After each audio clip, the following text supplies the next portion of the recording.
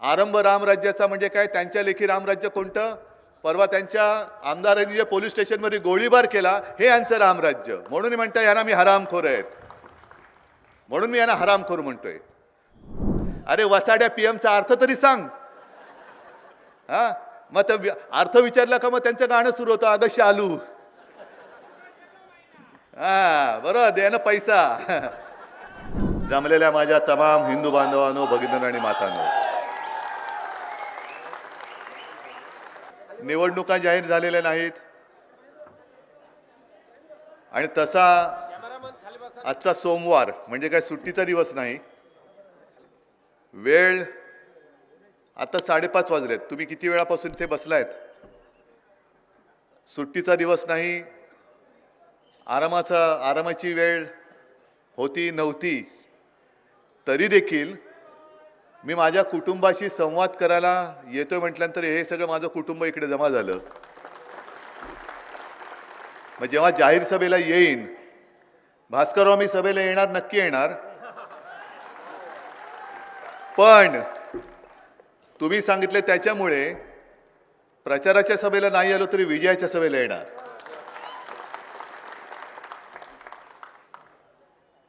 मला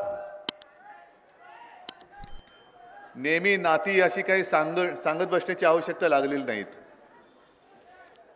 म्हणजे जसं तुम्ही सांगितलं की चिपळूण हे माझं आजोळ, माचं माहेरघर, तसं शिवसेना प्रमुखांची आई ही अमरावतीतील परतवाड्याची. पण मी असं कधी म्हटलेलं नाही की भाई और बहनों, मेरा और चिपळूण का बहुत पुराना रिश्ता है.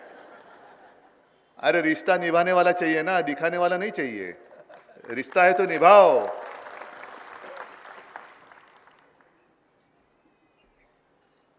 हे नुसते रिश्ते हे असतात,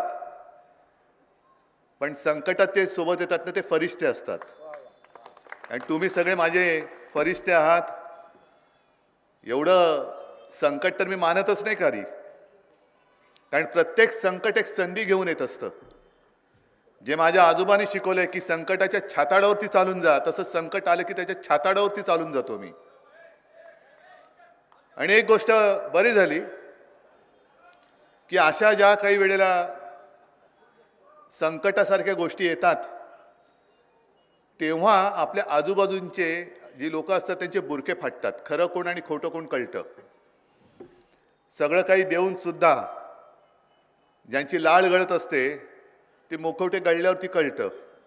आणि असे सगळे लाल घोटे हे आज भाजपसोबत गेलेत. इकडे तर चिपळूणमध्ये धरणं फोडणारे खेकडे सगळे एकत्र गेलेत.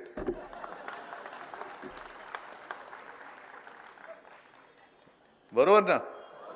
आता खेकडा म्हटला की खेकडा तो तिरकाच चालणार, पण खेकड्याचं काय करायचं तुम्हाला कल्पना आहे? काय करायचं? अरे सोमवार आहे ना आज, आजच्या दिवस तरी सोडा खेकड्याला. आणि अमावस्या पौर्णिमा कधी आहे बघा, म्हणजे निदान भरलेला तरी असेल. हे जे काय मी तुम्हाला सगळ्यांना भेटतोय त्यामागे राजकारण आहे का? हो आहेच. कारण ज्या पद्धतीने भारतीय जनता पक्षाचा जो एक कारभार चाललेला आहे, मी सर्वोच्च न्यायालयात आपण गेलेलो आहोतच.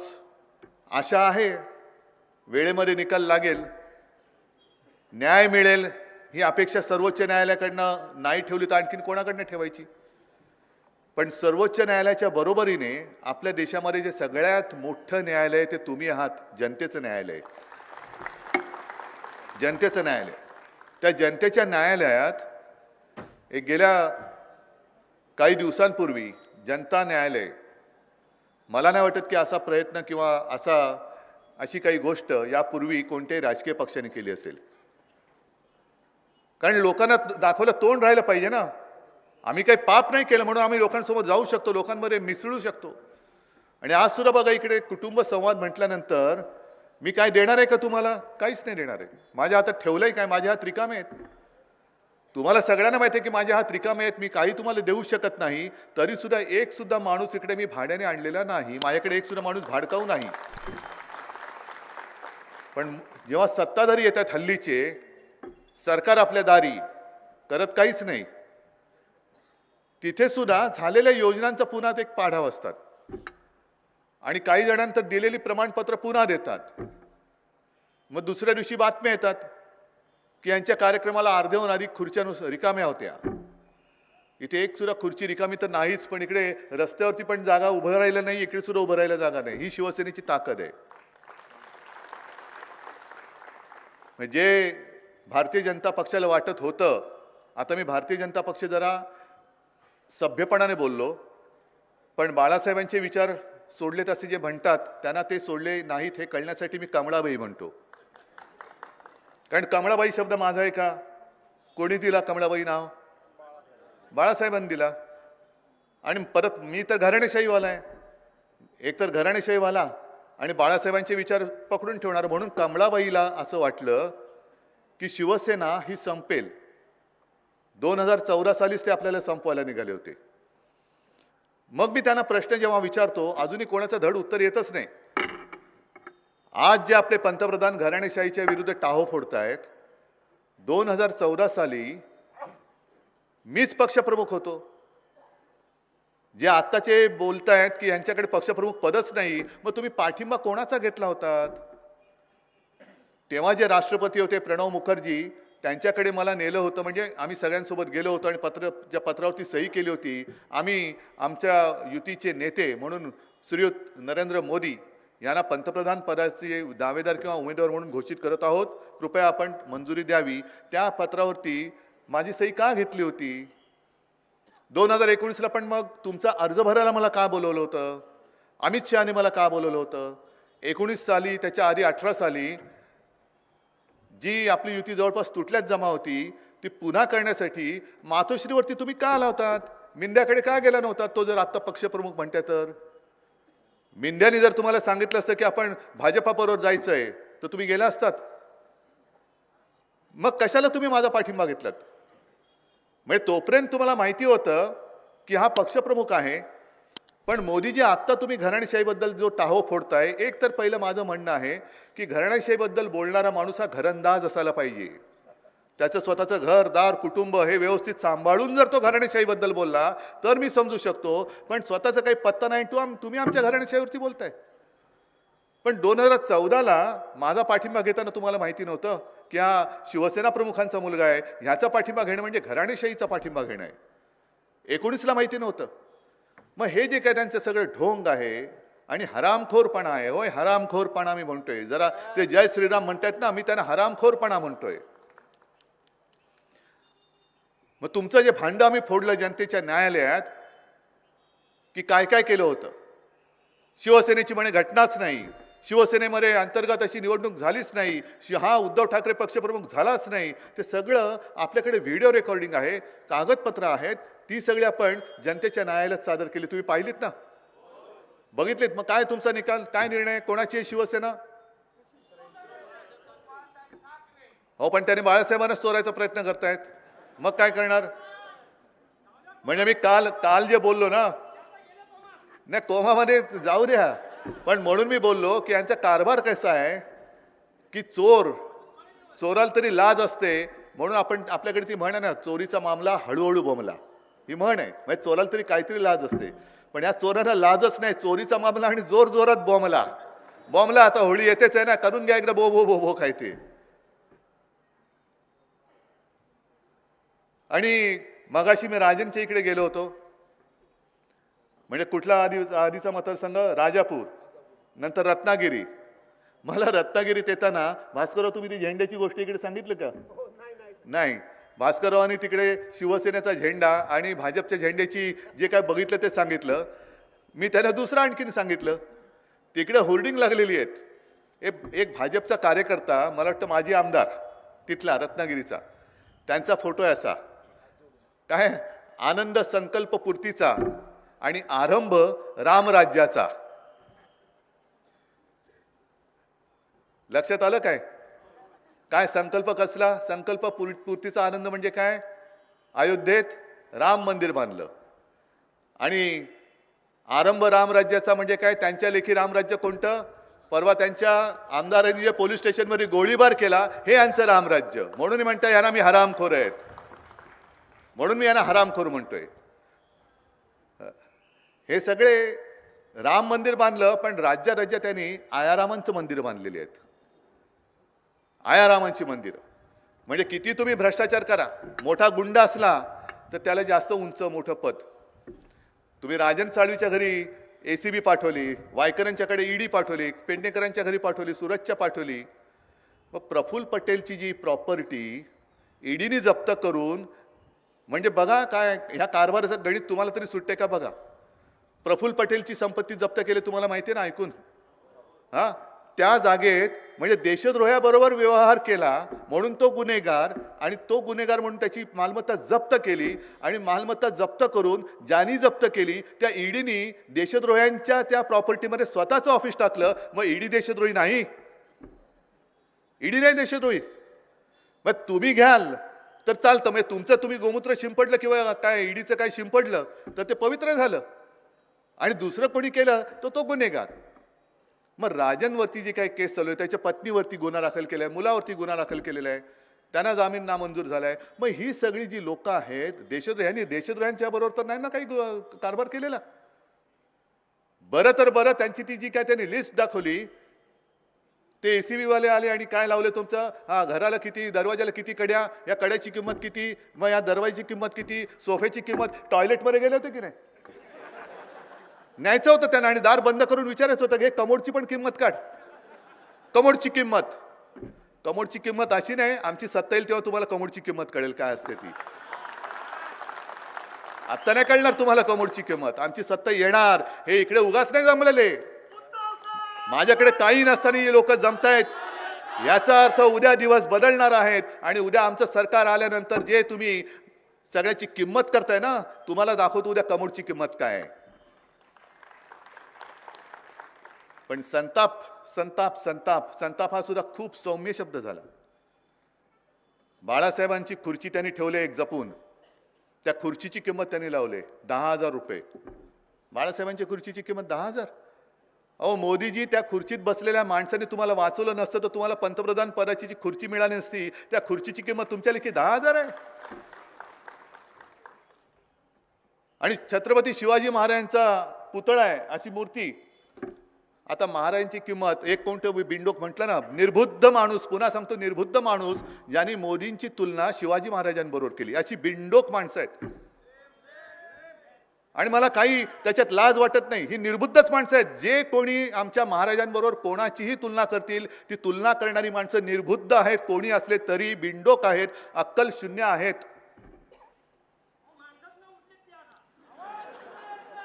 ही निर्बुद्ध माणसं आहेत, म्हणजे त्यांची अंधभक्त आहेत. उगाच काहीतरी धर्माच्या नावाने मारामाऱ्या करायच्या. आम्ही पण हिंदुत्ववादी आहोत ना, का आम्ही हिंदू धर्म सोडलेला नाही. पण छत्रपती शिवाजी महाराजांच्या पुतळ्याची किंमत तुम्ही 5,000 रुपये लावता, मग मोदींची किंमत तुम्ही त्यांच्यावर तुलना केली होती किती लावली पाहिजे. मग हे सगळे जे प्रश्न आहेत, म्हणजे असा काय मोठा गुन्हा त्यांनी केलेला आहे. वायकरच्या मागे ED, याच्या मागे ED, त्याच्या मागे ED. मी तर सांगतो ही नामर्दाची लक्षणे आहेत, नामर्दाची लक्षणे आहेत. ही अशी एवढी सगळी जनता तुमच्याकडे येत नाही. गेली 10 वर्ष तुम्ही जर का एवढी सगळी सुवर्ण संधी, प्रत्येकाकडे संधी मिळत असते, पण संधीचं सोनं करायचं का संधीची माती करायची हे ज्याचं त्यांनी ठरवायचं असतं. तुम्ही संधीची माती केलीत, बरं माती तरी चांगली असायला पाहिजे ना. मातीतनं सुद्धा झाडं येतात, पण यांच्या मातीमधनं काहीच येत नाही. कधी विचार आलेला नाहीत, कधी नेते आलेले नाहीत, कधी आदर्श आलेले नाहीत. अशी ही सगळी भिकार माती आहे. आजपर्यंत भारतीय जनता पक्षाने काय दिलं? काही नाही दिलेलं. म्हणून मी जिथे जिथे जातोय, आता मला दिसत आहेत, म्हणजे वाटेत सुद्धा काही स्वागताला असतील, इकडे सुद्धा काही आले असतील, मुस्लिम समाजाची लोक येत आहेत, महिला येत आहेत, पुरुष येत आहेत. आणि मी त्यांना विचारतो की काय हो, तुम्हाला माहिती नाही मी कोण आहे?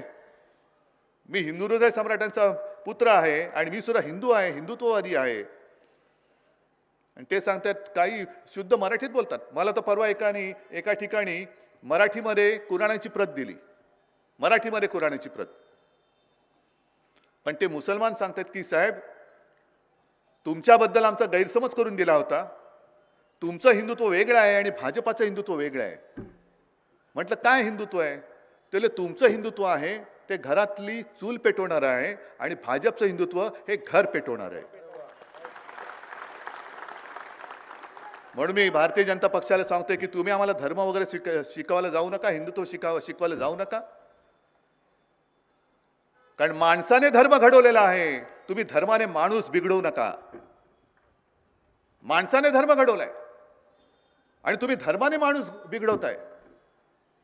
गाडगे बाबा कोण होते? काय हिंदू नव्हते? पण गाडगे बाबांनी जो एक धर्म शिकवला, जो तहानलेला असेल त्याला पाणी देणं, जो भुकेला असेल त्याला अन्न देणं, आणि ज्याला घर नाही त्याला घर देणं, ज्याच्याकडे वस्त्र नाही त्याला वस्त्र देणं, ही दशसूत्री मी मुख्यमंत्री असताना मंत्रालयाच्या दारात लावली होती. यांनी सरकार पाडलं आणि ते पण काढलेलं. मग टीका झाली. मग टीका झाल्यानंतर परत लावली असं म्हणतात. मी नाही बघितलं ते. आहोत ना, आम्ही हिंदू आहोत. पण आमचं हिंदुत्व म्हणजे जो दुसऱ्या धर्माचा दिसेल त्याला ठोक असं नाहीये. मी गेल्या सभांमध्ये सातत्याने सांगतो आणि चॅनलच्या माध्यमातून तुम्ही सुद्धा पाहिलं असाल म्हणून मी पुन्हा पुन्हा ते काही सांगत नाही बसत. पण निवडणूक आल्यानंतर यांना सगळ्यांचं जे प्रेमाचं भरतं येतं. निर्मला सीतारामन बाई ज्या बोलल्या की आता या देशामध्ये 4च जाती आम्ही मानतो, तरुण, गरीब, शेतकरी आणि महिला. मग सांगा ना, 10 वर्षात त्या शेतकऱ्यांसाठी काय केलं तुम्ही? शेतकरी आंदोलनाला बसले होते.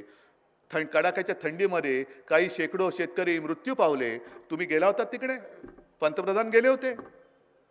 महिला म्हटल्यानंतर मणिपूरमध्ये ज्या महिलांची विटंबना झाली, अशा कित्येक गोष्टी घडल्या असतील पण अजून आपल्यापर्यंत पोहोचल्याच नाहीत आणि अशा गोष्टी होऊच नाहीत. तिथे पंतप्रधान गेले होते. आता जे पंतप्रधान वारंवार येत आहेत, आता पुन्हा एकदा म्हणजे मी काळाराम मंदिरात गेलो, त्याच्या आधी हे काळाराम मंदिरात गेले. सिंधुदुर्गामध्ये हे पण जाऊन आले. पण मी सिंधुदुर्गात जाऊन छत्रपती शिवाजी महाराजांच्या मंदिरात जाऊन तिथे माथा टेकून त्यांचे आशीर्वाद घेऊन आलो. मोदीजी, तुमचा कार्यक्रम ज्यांनी ठरवला तो फक्त शिवाजी महाराजांचं मंदिर विसरला आणि तुम्हाला उगाच तो तिकडे समुद्र किनाऱ्यावरती एक हेलपाटा मारून आणला.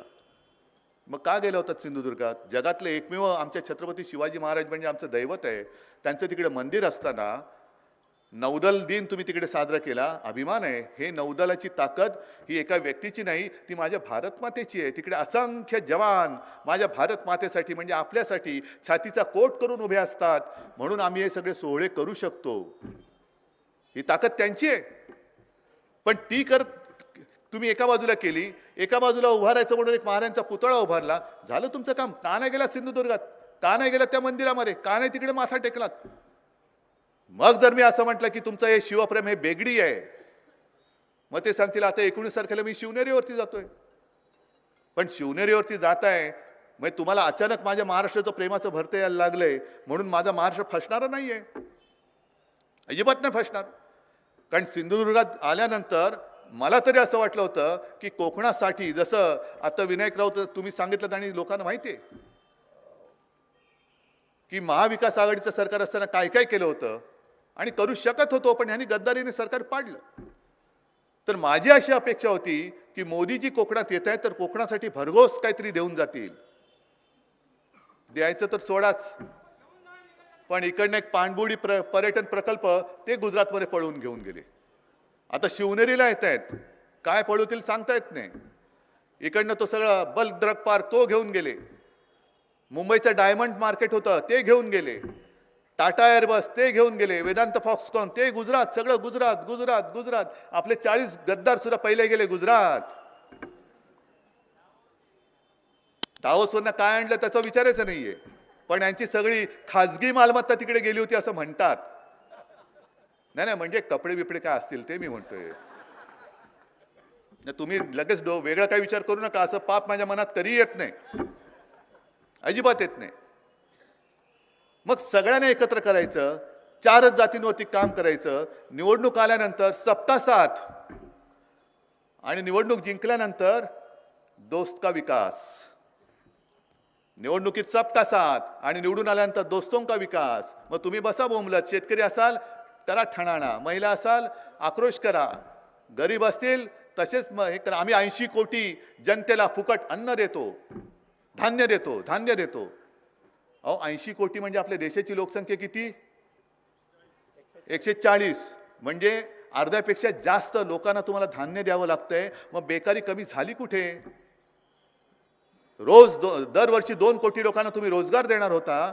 मग 2 कोटी लोकांना जर रोजगार दिले असते तर गेल्या 10 वर्षामध्ये किती? 20 कोटी, बरोबर ना?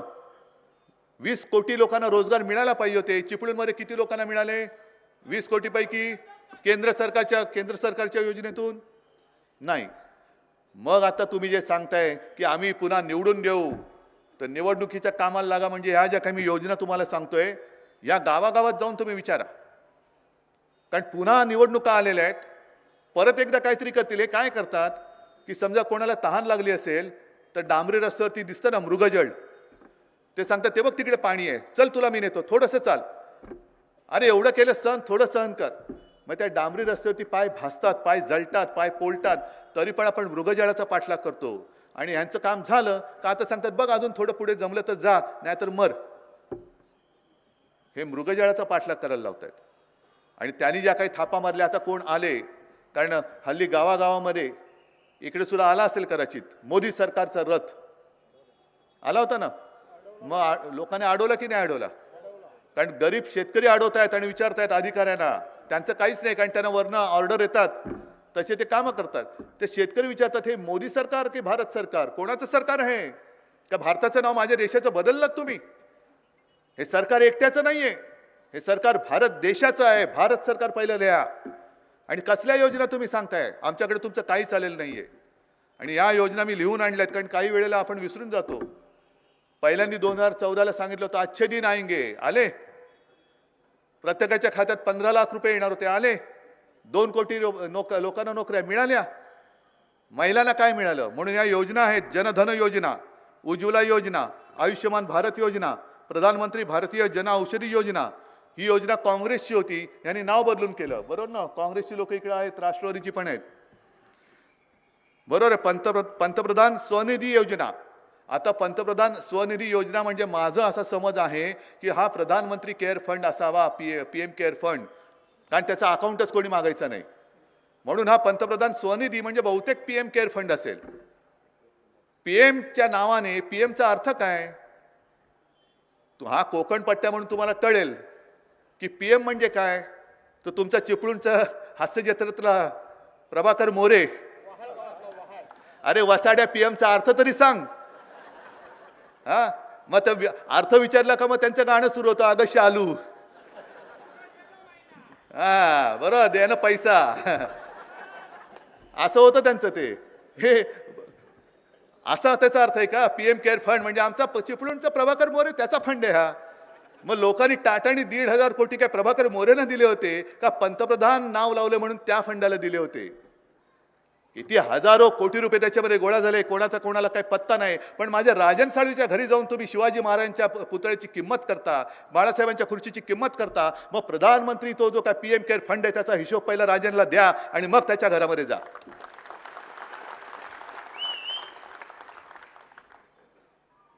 हे काहीच नाहीये. मग तुम्ही जे केले निवडणूक रोखे, तुमच्याकडे 6,000 8,000 कोटी साठलेत, कोणी दिलेत ते पैसे? हा सगळ्यात मोठा घोटाळा आहे. म्हणजे कोणी तिकडे देणगी देऊ शकतं, पुन्हा चेक नाही म्हणजे व्हाईट.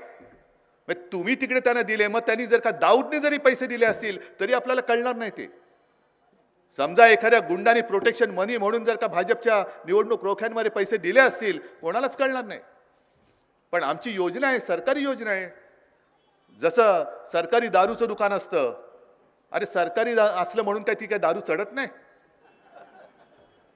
शेवटी देशी म्हटल्यानंतर सरकारी असली तरी ती दारू चढतेच, दारू ती दारूच असते. तसं तुम्ही केला तर तो घोटाळा नाही. पण आम्ही नुसतं काहीतरी नवीन वेगळं केलं, जो घोटाळा नाही तरी तो तुमच्या लेखी घोटाळा करणार असाल तर मग मात्र लक्षात ठेवा, उद्याचे दिवस तुमचे वाईट आहेत. अच्छे दिन यांचे येणार आहेत, पण बुरे दिन आपके आने वाले हैं. आपके बुरे दिन आने वाले हैं. कारण आता जनता ऐकणार नाही, अजिबात ऐकू शकत नाही. आणि जे काय तुमचं थातूर मातूर सगळं चाललेलं आहे सगळ्यांना सोबत घ्यायचं. म्हणजे मला एका गोष्टीचा आनंद आहे, नक्की आनंद आहे, की लालकृष्ण अडवाणींना त्यांनी काल परवा का होईना पण भारतरत्न दिलं. ज्यांनी भाजपा म्हणजे भारतीय जनता पक्ष जो रसातळाला गेला होता. एक काळ असा होता की अख्ख्या देशामध्ये भारतीय जनता पक्षाचे फक्त 2 खासदार निवडून आले होते. एक अडवाणीजी होते आणि दुसरे कोणतरी होते. पण अटल बिहारी वाजपेयींना सुद्धा पराभव पत्करावा लागला होता. म्हणजे तेव्हा भाजप संपला होता. पण तो काळ एक असा होता की व्ही.पी. सिंग यांनी मंडल आयोग त्याचा तो अंमलबजावणी केली आणि ह्यांनी एकदम कमंडल हातात घेतलं. इकडे मंडल, इकडे कमंडल. कारण व्ही.पी. सिंग आणि जातीपातीच्या आधारावरती आरक्षणासाठी म्हणून तो मंडल आयोग स्वीकारला. यांनी कमंडल म्हणून एकदम रथयात्रा सुरू केली आणि त्याच वेळेला शिवसेना ही निवडणूक लढवत होती. तेव्हा आपली युती नव्हती. 1987 ची जी पार्ल्यात पोटनिवडणूक झाली ती देशातली पहिली पोटनिवडणूक असेल की जी हिंदुत्वाच्या आधारावरती लढली नाही तर जिंकली गेली. मग याने एकदम साक्षात्कार झाला की हिंदुत्व सुद्धा एक वोट बँक होऊ शकते. तोपर्यंत त्यांना माहिती नव्हतं. पण एका बाजूला तुम्ही अडवाणींना भारतरत्न दिलं आणि त्याच्या आधी कर्पुरी ठाकूरना भारतरत्न दिलं. कोण कर्पुरी ठाकूर तुम्हाला कल्पना आहे? माहिती आहे? आपला संबंध नाही कारण ते बिहारचे नेते होते. पण कर्पुरी ठाकूर जेव्हा मुख्यमंत्री होते, हा साधारणतः 79चा वगैरे काळ असेल, त्यावेळेला त्यांच्या मंत्रिमंडळात मी जर विसरलो नसेल तर कल्पेश मिश्रा म्हणून भाजपचे पण एक मंत्री होते. म्हणजे भाजप नाही, जनसंघ. तेव्हा भाजप नव्हतं. भाजपच्या आधी किंवा 19 म्हणजे भाजप असेल का असेल किंवा नसेल, तो आता सुद्धा असला काय नसला काय फरक नाही पडत. पण त्या काळामध्ये कर्पुरी ठाकूर यांचं जे बिहारमध्ये सरकार होतं, कर्पुरी ठाकूर मुख्यमंत्री होते, तेव्हा यांनी त्यांचा पाठिंबा काढला. का काढला? कारण कर्पुरी ठाकूरांनी त्यावेळेला बिहारमध्ये 26% आरक्षण हे जातीच्या निकषावरती जे मागास आहेत, वंचित आहेत, त्यांना सरकारी नोकरीत आरक्षण दिलं. म्हणून त्याच्या विरोधात यांनी त्यांचा पाठिंबा काढला. आणि आज एका बाजूला मंडल म्हणजे कर्पुरी ठाकूर त्यांना भारतरत्न, दुसऱ्या बाजूला कमंडल म्हणजे लालकृष्ण अडवाणी त्यांना भारतरत्न. एका बाजूला अडवाणींना भारतरत्न रथयात्रा काढली म्हणून, आणि त्याच्याच आधी गेल्या वर्षी मुलायम सिंग यांना पद्मविभूषण. म्हणजे काय तुमचा नेमका विचार काय आहे? तुम्हाला काही डोकं आहे का? विचार आहे का? त्या डोक्यामध्ये विचार येतात का? का विचार सुद्धा तुम्ही भाड्याने घेता? अरे कामं करा ना. आज जर का 10 वर्ष जर तुम्ही कामं केली असती तर आज शिवसेनेवरती तुम्हाला ही अशी फोडाफोडी करण्याची वेळ आली नसती. नितीश कुमारला फोडावं लागलं नसतं. शिवसेनेवरती म्हणजे माझ्यावरती जेव्हा तुम्ही आरोप करता की काँग्रेस सोबत गेलो म्हणून आणि हिंदुत्व सोडलं, मग नितीश कुमारने काही वर्षांपूर्वी म्हणजे हल्लीच जे संघमुक्त भारत, संघ म्हणजे RSS मुक्त भारत असा जो नारा दिला होता, ते नितीश कुमार काय कडवट हिंदुत्ववादी म्हणून तुम्ही त्यांना मिठी मारलीत? तुमच्या सोबत जेव्हा कोणी येत नव्हतं तेव्हा शिवसेना प्रमुखांनी तुमच्या हातात हात मिळवला होता. समोर काय होणार आहे माहिती नाही, काळोख होता. तेव्हा राजकारणामध्ये दोघंही आपण अस्पृश्य होतो. तेव्हा आपण त्यावेळेचे साथी, त्यावेळेचे सोबती.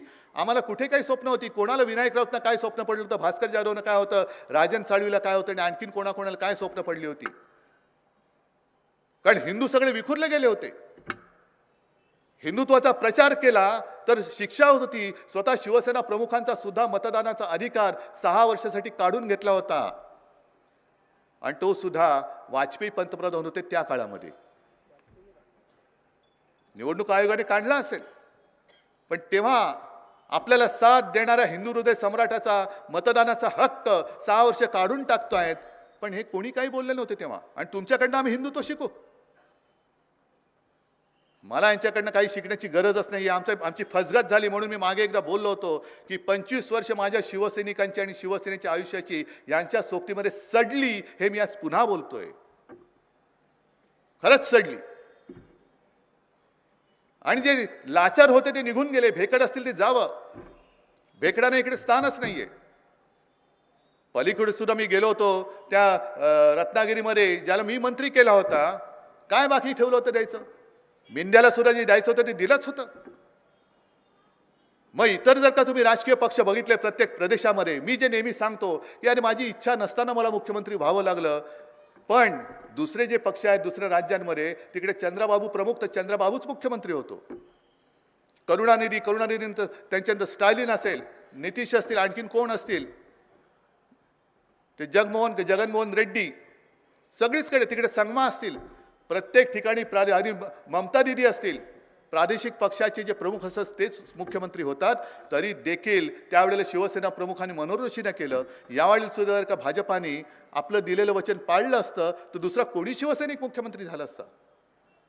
पण केवळ इकडे ज्यांनी तुमची सगळ्यांचे चोचले पुरवले, लाड केले, होय केलेच, जे जे काही येत गेलं ते सगळ्यांच्यावरती उधळत गेलो आम्ही. आणि जरा कुठे अपवादात्मक परिस्थितीमध्ये मला ती जबाबदारी स्वीकारावी लागली तर लगेच घराणेशाही. काय तुमची स्वप्न, काय तुम्हाला कोंब फुटले. म्हणजे यांनी बाळासाहेबांचे विचार सोडून दिले. या जरा मुंबईमध्ये या, तुम्हाला दाखवतोय कसे बाळासाहेबांचे विचार सोडले, पकडून तिकडे गेले. ते जे मिंदे सोबत गेले आमदार, त्यांना आमदार निधी 20-20, 25-25, 30-30 कोटी मंजूर झालेला आहे. जे माजी नगरसेवक शिवसेनेच्या तिकिटावरती निवडून आलेले जे मिंदेकडे गेले, त्यांनी हिंदुत्व न सोडता 5-5 कोटीचा निधी घेतला. म्हणजे आमच्या बाकीच्यानी अजय चौधरी आहेत, रवींद्र वायकर आहेत, यांनी पत्र देऊन, राजन पण असतील, भास्करराव तुम्ही असाल, सगळ्या आमदारांनी विकास निधीची पत्र लिहून सुद्धा पेनं झिजली, शाई संपली, कागद संपले, पण मंजुरीच मिळत नाही. 1 रुपया मिळत नाही. पण हे जे आपले लबाड तिकडे बसले होते, ज्यांनी शिवसेना कोणाची हा कडिकुलपात बंद होऊन निर्णय घेतला, त्या नार्वेकरांना मात्र पत्र दिल्या ते पलीकडचे तुमचे टोकाचे आहेत ना, सावंतवाडीचे, लबाड लांडगं ढोंग करते, म्हणजे नेहमी असेच असतात, खाली मुंडी पातळ ढोंडी. त्यांनी पत्र येताच क्षणी त्याच दिवशी त्यांना 27 का 28 कोटी रुपये मंजूर. हे तुमचं हिंदुत्व. आणि हे काही लोकांना दिसत नाहीये, सगळे बघतायत. जी एक आपल्याकडे दुसरं म्हणतात ना की मांजर डोळे मिटून दूध पितं, पण तिच्या लक्षात येत नाही तिन्ही डोळे मिटले तरी जगाचे डोळे उघडे असतात. जरा थांबा, निवडणूक येऊ दे, मग हातातला स्वतः तुमच्या कुठे मारतो ते बघा. आता तुम्हाला वाटतं तुम्ही डोळे मिटून दूध पिताय, पण जरा स्वतः हातात आल्यानंतर कसा हाणतो. कारण ते तुकाराम बुवाने सांगितले ना, नाठाळाच्या माथी हाणू काठी. ती तुकाराम महाराजांची काठी घेऊनच तयार राहायचं मतदानाला. आणि चिपळूण म्हटल्यानंतर मला आठवतंय जो पूर आला होता, त्या पुरामध्ये पूर आल्यानंतर सुद्धा मी, भास्करराव, आपण सगळेजण, विनायक तुम्ही तर इकडे 20-22 दिवस ठाण मांडून बसला होता. कोण खासदार असं जाऊन बसतो? कोणतं सरकार काम करतं? मी तर बाजारपेठेतनं चालत गेलो होतो, लोकांच्या मध्ये उद्वेग होता आणि मी बघितलं अक्षरशः सगळं उद्ध्वस्त झालेलं. ते दुकानं होती, काही घरं होती, त्याच्यात सगळ्या चिखलाने राडा झाला होता. सगळं चिखल चिखल चिखल कसं स्वच्छ करायचं? मी मुंबई महापालिकेची ती यंत्र इकडे पाठवली होती. ठाणा, मुंबई, नवी मुंबई इथून यंत्र पाठवली होती, शिवसैनिक आले होते. आणि तुम्ही साक्षात हे आपण केलं होतं की नव्हतं तुम्ही सांगा. चिपळूणकरांनी केलं होतं ना. आणि तरी सुद्धा एक प्रसंग, एक घटना मी विसरू शकत नाही, जी माझ्या हृदयाला खरंच चटका लावून गेली. ती इथल्या हॉस्पिटलमध्ये करोना काळामध्ये जे झालेले मृत्यू, ते मी विसरू शकत नाही. ऑक्सिजन देऊ शकलो नाही. ऑक्सिजन होता पण देऊ शकलो नाही, कारण हे लाईट दिवे आत्ता आलेत, पण त्यावेळेला दिवे गेले होते म्हणून त्यांना ऑक्सिजन देऊ शकलो नव्हतो आपण. पुरामुळे, पुराचं पाणी जे घुसलं त्याच्यामुळे पूर्णपणे वीज पुरवठा खंडित झाला आणि सगळं तिकडे ते बरे होते. ऑक्सिजन होता पण वीज खंडित झाली, वीज प्रवाह खंडित झाला, म्हणून ते बिचारे जे बरे व्हायला आले, बरे होत होते, ते ऑक्सिजन विना तडफडून मेले. हे नाही मी विसरू शकत. आणि मग आम्ही जो निर्णय घेतला होता मुख्यमंत्री म्हणून, सगळ्या कलेक्टरना बोलवलं, इलेक्ट्रिसिटीच्या ऑफिसर्सना बोलवलं, म्हटलं हा जो सगळा काही पट्टा आहे हे आता आखरीत घडायला लागलंय, वातावरणामध्ये बदल होतोय. यापूर्वी असं कधीतरी एखादं वादळ व्हायचं, पण तेव्हा सलग वादळ येत होती, टोकते आलं, निसर्ग आलं, हे आलं, ते आलं. म्हटलं असं किती काळ चालणार? ह्या वायर्स अशा राहतील तर प्रत्येक वेळेला जरा कुठे काय झालं की संपूर्ण हे अंधारामध्ये गुडूप होऊन जाणार.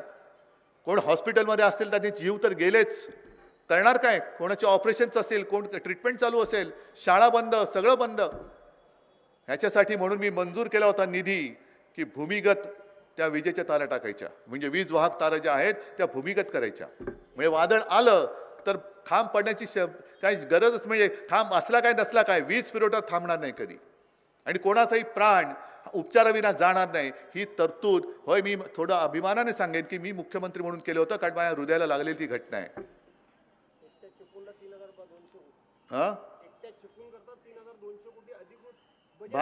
भास्करराव सांगतात की एकट्या चिपळूणसाठी 3200 कोटीचं बजेटमध्ये मी प्रोव्हिजन केली होती. ही गर्दी इकडे जमली ती काय उगाच नाही जमलेली. आज निवडणुकीमध्ये मी येऊन तुम्हाला काहीतरी सांगेन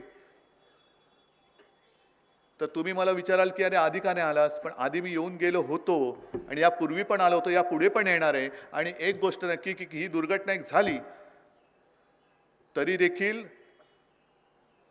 तुमच्याकडे येणं नुसतं चालू नाही ठेवणार. मी काम करून येऊन दाखवेन, काम करून येऊन दाखवेन.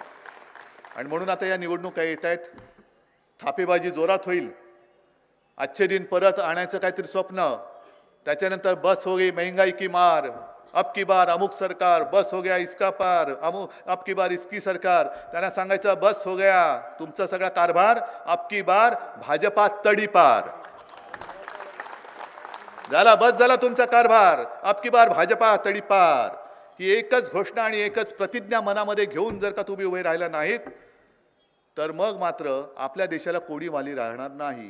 कारण देशाची वाटचाल ही हुकुमशाहीच्या दिशेने चालू आहे, हुकुमशाहीच्या दिशेने. आणि मी सांगण्याची गरज नाही, ज्या पद्धतीने त्यांनी शिवसेना फोडली, जे नड्डा बोलले की या देशात एकच पक्ष राहील. ठीक आहे, निवडणुकीत जय पराजय आम्ही स्वीकारतोच, पण सरकारी यंत्रणा वापरून जर का तुम्ही पक्षाची तोडफोड करायला लागाल तर उद्या आमची सरकार आल्यानंतर तुम्हाला तोडून फोडून टाकल्याशिवाय राहणार नाही, हे लक्षात ठेवा. आणि या हुकुमशाहीपासून माझी ही लढाई नाही एकट्याची. माझं मुख्यमंत्रीपद गेलं नाही, मी सोडून दिलं एका क्षणामध्ये. इकडे माझी पत्नी बसले, तिला विचारा, फेसबुक लाईव्ह केला, घरामध्ये आलो आणि सांगले चल निघायचं, आता आहे तसं आपण निघायचं. मोह असता आता मी चिकटून बसलो असतो, पण मी तसा काही मोह ठेवलाच नाही, अजिबात ठेवला नाही. मी तुमच्या बरोबर आहे आणि तुम्ही माझ्या बरोबर आहात. आणि जी लढाई मी लढतो आहे ती केवळ शिवसेनेची नाही, केवळ भाजपा बरोबर नाहीये, केवळ मोदींबरोबर नाहीये, तर ही लढाई तुमची आहे. तुम्ही विचार केला पाहिजे की जर यावेळेला भाजप सरकार परत आलं तर तुमच्या पिढ्या ज्या आहेत त्या पुढच्या पिढ्या हुकुमशहाच्या ताब्यात जाणार आहेत. मग इकडे माता भगिनी बसल्यात, तुम्हाला हे मंजूर आहे तुमच्या पुढच्या पिढ्या हुकुमशहाच्या हातामध्ये देणं? आणि हुकुमशाही चालले की नाही चालले मी तुम्हाला सांगण्यापेक्षा देशातल्या ज्या काही बातम्या येत आहेत, ज्या पद्धतीने चंदीगडमध्ये चाललंय, ज्या पद्धतीने महाराष्ट्रामध्ये कारभार चाललाय, जसं त्या सोरणला अटक केली, जसं केजरीवालच्या मागे लागलेत, जसं राजन साळवीच्या मागे लागलेत, म्हणजे यांच्याकडे जे जातात त्यांना काही होत नाही. म्हणजे अगदी तिथला तो आसामचा सुद्धा मुख्यमंत्री, त्यांच्यावरती सुद्धा भ्रष्टाचाराचे आरोप होते. मला वाटतं तो पहिला तुमच्या काँग्रेसचाच होता, बरोबर ना, हेमंत बिस्वा, काँग्रेसचा, बरोबर आहे. त्या संगमाच्या मुलाला तिकडे घराणेशाही काही नाहीये, कोनराड संगमा. अमित शहाने आरोप केले होते की देशातलं सगळ्यात भ्रष्ट सरकार हे तिथे आहे, तरी निवडून आल्यानंतर त्याला मुख्यमंत्री करून त्याच्या मांडीला मांडी लावून बसता. हेमंत बिस्वाला डोक्यावर घेतलं, इथे याला डोक्यावर घेतलं. म्हणजे एकतर हे सगळे पक्ष तोडून टाकायचे, मोडून टाकायचे आणि त्यांची जी पालखी वाहतील तेवढेच सगळे स्वच्छ. तुम्ही भ्रष्टाचार करा, भाजपात या, आपको कुछ नहीं होगा, ये मोदी गॅरंटी आहे, ये मोदी गॅरंटी. हे अशा गॅरंट्या फिरंट्या नको, मला तुमची एक गॅरंटी पाहिजे. मी लढतोय, तुम्हाला पटते की नाही? या लढाईमध्ये तुम्ही माझ्यासोबत रणांगणात उतरणार आहात की नाही, ही एकच गॅरंटी द्या. आणि गॅरंटी देणार असाल तर एकदाच छत्रपती शिवाजी महाराज की जय अशी घोषणा द्या की दिल्ली दणाणली पाहिजे. द्या, तुम्ही द्या. छत्रपती शिवाजी महाराज की जय भवानी. हिंदू हृदय सम्राट शिवसेना प्रमुख मान्य बाळासाहेब ठाकरे यांचा. अरे उद्धव साहेब तुम आगे बढ़ो. जय हिंद, जय महाराष्ट्र.